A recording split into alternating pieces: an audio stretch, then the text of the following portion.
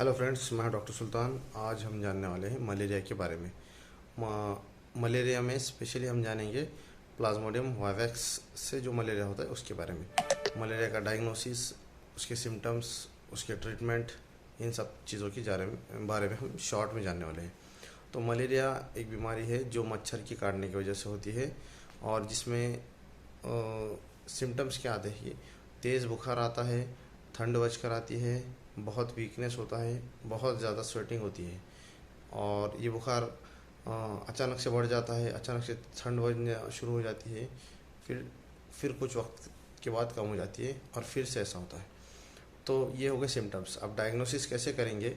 Diagnosis करने malaria का किसी भी मलेरिया का डायग्नोसिस करने के लिए पेरिफेरल ब्लड स्मीयर एक टेस्ट होता है, जिसमें ब्लड का ड्रॉप्स कांच की स्लाइड पे डालकर उसे माइक्रोस्कोप में देखा जाता है।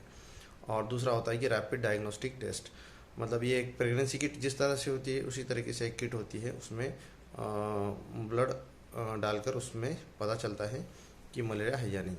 अब ट्रीटमेंट के बारे में जानेंगे। अगर हमें कंफर्म हो गया है कि प्लाज्मोडियम वाइवैक्स का मलेरिया है, तो ऐसे केस में हम ट्रीटमेंट क्या देंगे? ट्रीटमेंट में हम क्लोरोक्विन फॉस्फेट नाम का ड्रग है, जो कि लैरियागो DS नाम से उसका स्ट्रिप आता है। उसमें टोटल 5 टैबलेट्स आते हैं।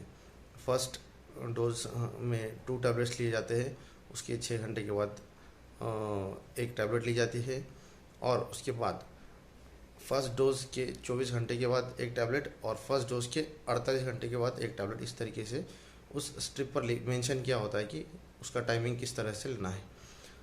और प्लाज्मोडियम वाइवैक्स में जो हिप्नोजाइट्स होते हैं, लीवर में कुछ ब्लड में जो मेरोजाइट्स जाते हैं वो लीवर में जाकर बैठ जाते हैं और वो रिलैप्स कर सकते हैं, मतलब कि उससे फिर से मलेरिया हो सकता है। तो ऐसा ना हो, इसलिए लीवर में की जो हिप्नोजाइट्स है उन्हें भी मारना ज़रूरी होता है। तो उन्हें मारने के लिए ऐसे केस में एक ड्रग होता है प्राइमाक्विन, मतलब लैरियागो DS का ट्रीटमेंट लेना है और उसके बाद 14 डेज तक डेली 15 मिलीग्राम पर डे के हिसाब से अडल्ट डोज प्राइमाक्विन ड्रग का देना है, जिसकी वजह से लीवर के हिप्नोजॉइड्स प्लाज्मोडियम वाइवैक्स के मर जाएंगे। तो ये थी ट्रीटमेंट प्लाज्मोडियम वाइवैक्स की।